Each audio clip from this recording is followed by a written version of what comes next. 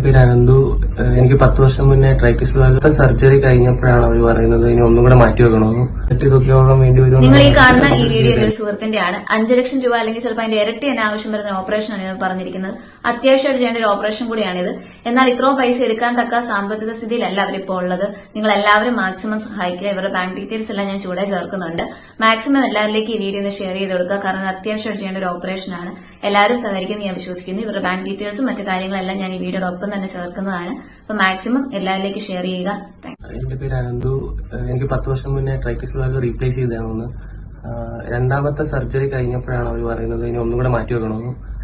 Condition കുറച്ച് മോശമാണ്.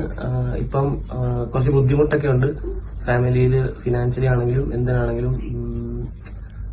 ഇപ്പം ഹെൽത്ത് എനിക്ക് കുറച്ച് ബുദ്ധിമുട്ടുണ്ട്, ശ്വാസമുട്ടലും കുറച്ച് നെഞ്ചുവേദനയൊക്കെ ഉണ്ട്. അപ്പോൾ 3ാമത്തെ സർജറിയാണ് ഞാൻ എടുത്തത്. നമസ്കാരം, എന്റെ പേര് അനിൽകുമാർ. ഞാൻ അമ്പലപ്പുഴയാണ് താമസിക്കുന്നത്. എന്റെ മോന് ഇങ്ങനെ ഒരു ഓപ്പറേഷൻ വേണം. 10 വർഷം മുമ്പ് മാറ്റിവെച്ചാണ്. 2 വർഷം മാറ്റിവെച്ചപ്പോൾ 3ാമത്തെ വീണ്ടും ചെയ്യണം.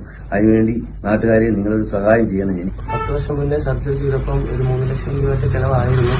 10 വർഷം കഴിഞ്ഞപ്പം ഡോക്ടർമാർ പറയുന്നത് അതിന്റെ ഇരട്ടി തുകയോളം വേണ്ടി വരുമെന്നാണ് പറയുന്നത്. 3ലാണ് ആദ്യത്തെ ഓപ്പറേഷൻ നടത്തിയത്. പിന്നെ ഇപ്പം അവർ വീണ്ടും വേണമെന്നാണ് പറയുന്നത്. ഇപ്പം 2 കഴിഞ്ഞ് 3ാമത്താണ്. ഞാൻ ഈ പെര വെച്ചിരിക്കുന്ന ലോൺ എടുത്താണ് എന്റെ സാറേ. എനിക്ക് സാമ്പത്തികമായിട്ടൊന്നുമില്ല. ഞാൻ ഹൗസ് ബോട്ടെ ഒരു കുക്കായിട്ട് പണിയുമാണ്. ഫസ്റ്റ് സർജറി ചെയ്തത് സെക്കൻഡ് ചെയ്തു.